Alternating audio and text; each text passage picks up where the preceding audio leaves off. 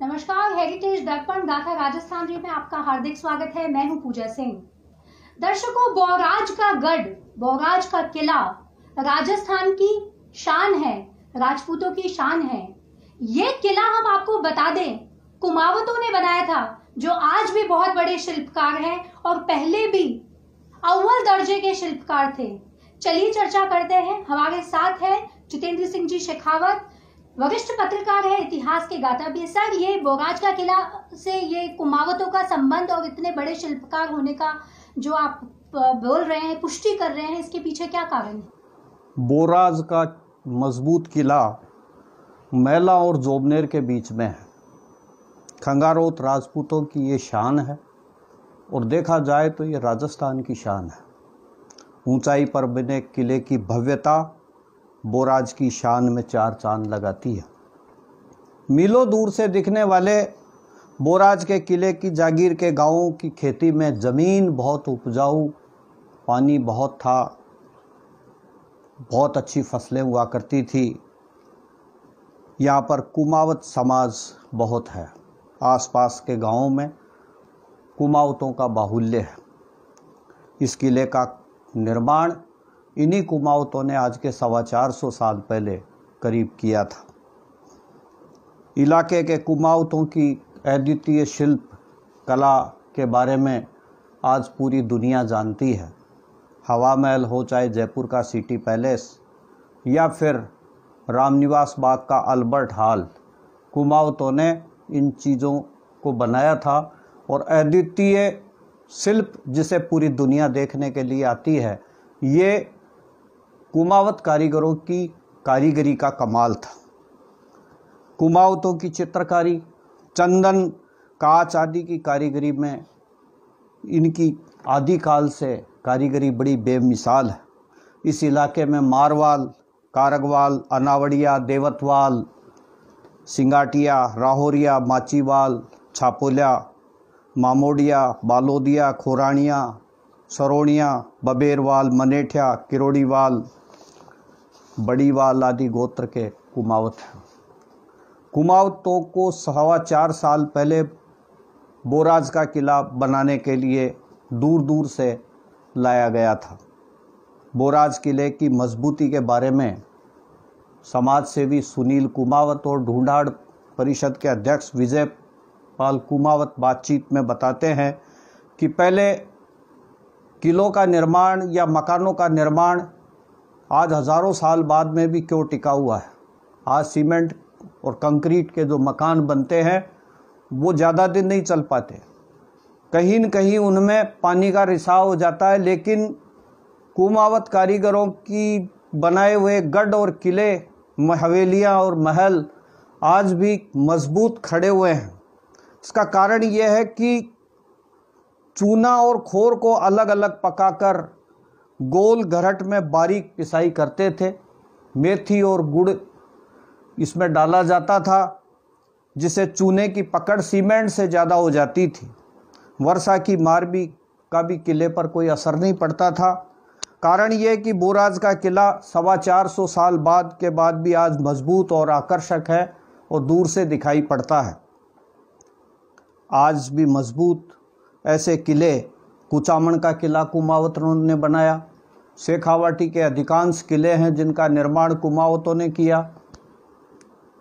वीरता का बखान करने वाली पुस्तक जोरावर रासो में बोराज के किले को बंकाघर, बंकागढ़ का सम्मान देते हुए प्रशंसा की है।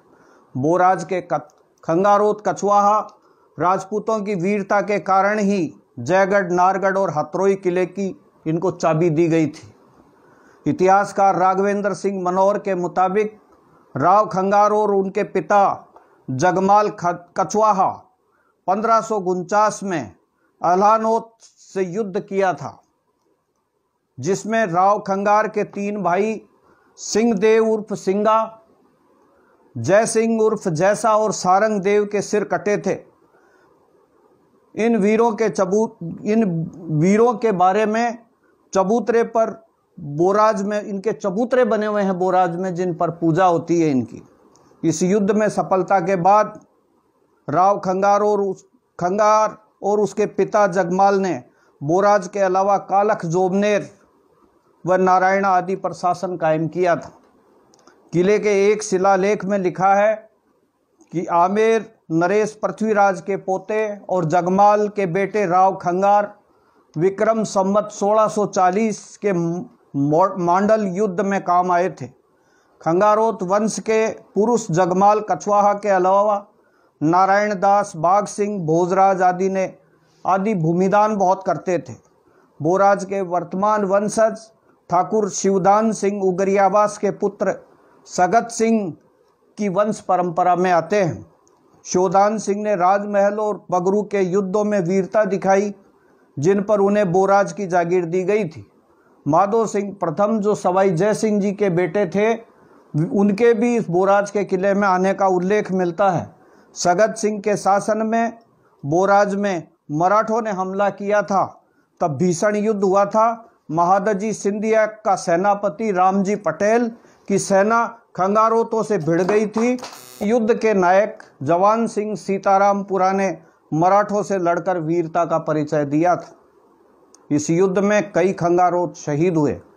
जवान रासों में बोराज के योद्धाओं की वीरता का जोरदार वर्णन है। मराठा युद्ध के 6 महीने बाद तुंगा के युद्ध में बोराज के ठाकुर सकत सिंह ने वीरता दिखाई। वीरता से खुश होकर जयपुर के महाराजा ने मिर्जापुर, रोजड़ी व गुड्डा बैरसल इनको दिए थे। उदय सिंह बोराज ने जयगढ़ किले की सुरक्षा को बखूबी से संभाला, इसलिए उनको खंडार के किले की रक्षा का भार भी सौंपा गया था।